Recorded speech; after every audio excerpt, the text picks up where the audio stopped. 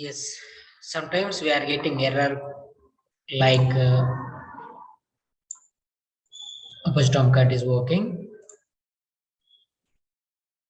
and this kind of error we are getting sometimes. MySqL shutdown unexpectedly in Xampp Server because of the blocked port, because of the blocked port. This kind of error we are getting sometimes. So how we are going to fix this kind of error in a MySQL? Just one check, we can check once again, uh, and how we are going to fix this kind of error. Again we are getting this error. How we are going to fix this kind of error in a Xampp Server? So just stop this, and we need to close this.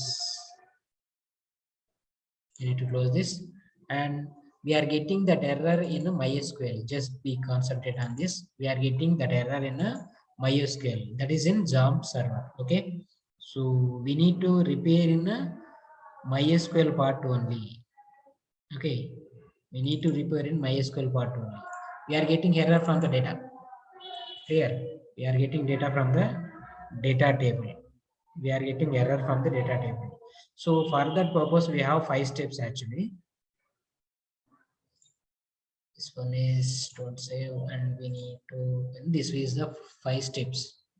Just be concentrated on this. First one is we need to change the folder name data to data old. This one is the first step, easy.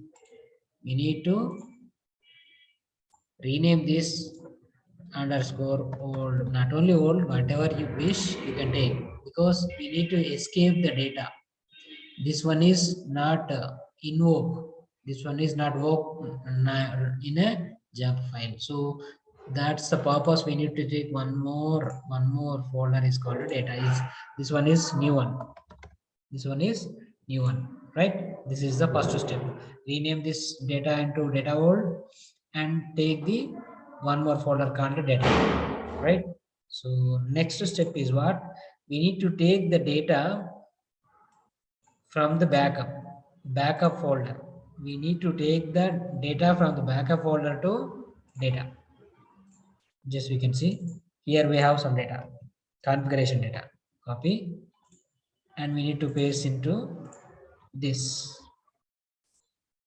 And next step, second step is over. Third step is we can take all the database files whatever we created before, or the database folders we can take from the database old, because our complete old data will be there in a data old folder only, na? So that we can take all databases from the database old except MySQL performance schema, PHP MyAdmin. We don't need these 3 folders.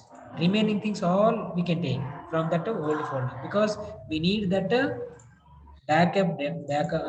old databases, because these are all mixed with another different projects. So we can take all the databases whatever I created before. These all I'm going to take, except MySQL. We don't want this. Except performance schema, we don't want this. Except PHP my admin, we don't want these 3 folders, right?